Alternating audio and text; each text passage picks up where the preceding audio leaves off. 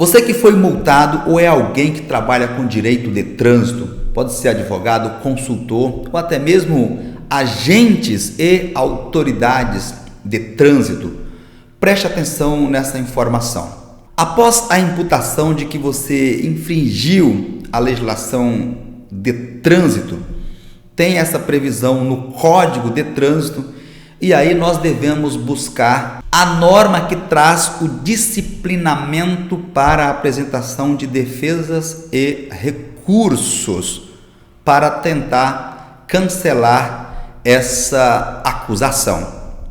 E isso geralmente no direito de trânsito encontra-se em resoluções do CONTRAN. Especificamente no que se refere àquelas autuações sobre consumo de álcool, nós temos as resoluções 432 de 2013 que diz o seguinte: sobre os procedimentos a serem adotados pelas autoridades de trânsito e seus agentes na fiscalização do consumo de álcool. Significa dizer que especificamente para essa espécie de autuação, as autoridades de trânsito e seus agentes devem observar o que está disciplinado aqui na resolução 432 do CONTRAN. E na apresentação de hoje trataremos aqui do tópico que trata do teste de etilômetro,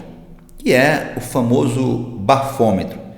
Em outras palavras, para que eu, enquanto cidadão condutor, ser autuado pela autoridade de trânsito ou seus agentes, eles devem observar rigorosamente o que aqui está determinado. E no artigo 4º da resolução diz o seguinte: o etilômetro deve atender aos seguintes requisitos. Então, a primeira parte a observar aqui é se o aparelho atende os requisitos. Quais sejam? Ter seu modelo aprovado pelo Inmetro. Então, esse aparelho tem que estar aferido, verificado pelo Inmetro. Caso contrário, nós já temos aqui uma possibilidade de se buscar a nulidade do processo para a imposição dessa penalidade. Além de ter sido aprovado na verificação inicial, também pelo Inmetro, então tem que ser aprovado o modelo do documento e aprovado na verificação inicial também do Inmetro ou qualquer outro órgão. O resultado do etilômetro, que é a medição realizada, deverá ser descontada a margem de tolerância, que será o erro máximo admissível conforme legislação metrológica de acordo com a tabela de valores referenciais para etilômetro constante no anexo 1. Então nós temos uma tabela que explica essa margem de tolerância.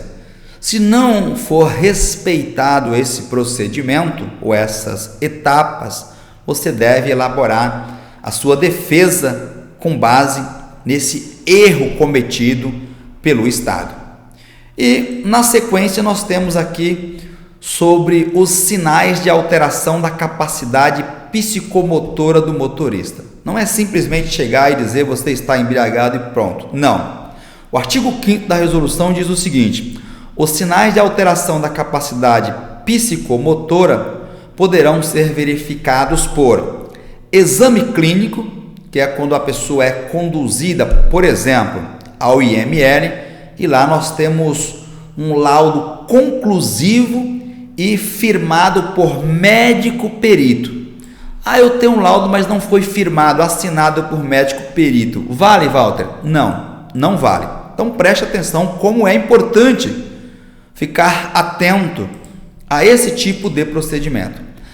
Pode ser constatado também, essa constatação pode ser feita pelo agente da autoridade de trânsito dos sinais de alteração da capacidade psicomotora nos termos do anexo 2º. Quais são essa alteração? Quais são essa constatação? Deve observar isso aqui. Nós estamos no anexo 2 da resolução. sinais de alteração da capacidade psicomotora. Você deve observar se houve esse procedimento. Se não houve, mais uma tese de defesa. Informações mínimas que deverão constar no termo mencionado no artigo 6º desta resolução. Por isso que muitas pessoas acabam sendo autuadas e multadas posteriormente porque não têm conhecimento. Então isso aqui é um ponto importante para você, defensor, prestar atenção e utilizar aí como argumentos defensivos a fim de livrar o seu cliente desse tipo de penalidade.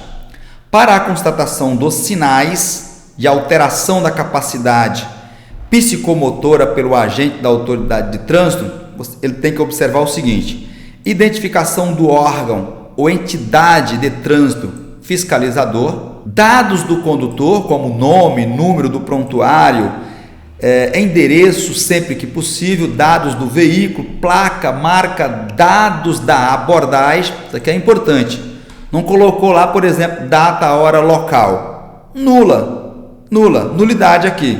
Número do auto de infração, relato do condutor, tem que colher o relato do condutor, declaração de ter ingerido bebida alcoólica, sim ou não, em caso positivo, quando, declarar ter feito uso de substância, e tudo isso ele já traz aqui disciplinado, como por exemplo, sonolência, olhos avermelhados, vômito, soluços, desordem nas vestes, a roupa desarrumada, odor alcoólico no hálito, Quanto à atitude, se o condutor apresentava agressividade, arrogância, exaltação, ironia, falante, enfim, tem que constar todas essas informações.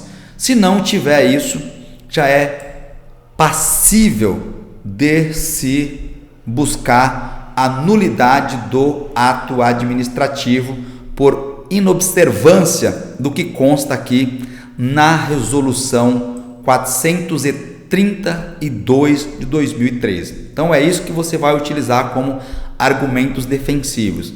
Simplesmente dizer que o sujeito fez o teste, ou seja, assoprou o bafômetro e constatou isso por si só não basta. Tem que se observar o procedimento aqui a ser seguido.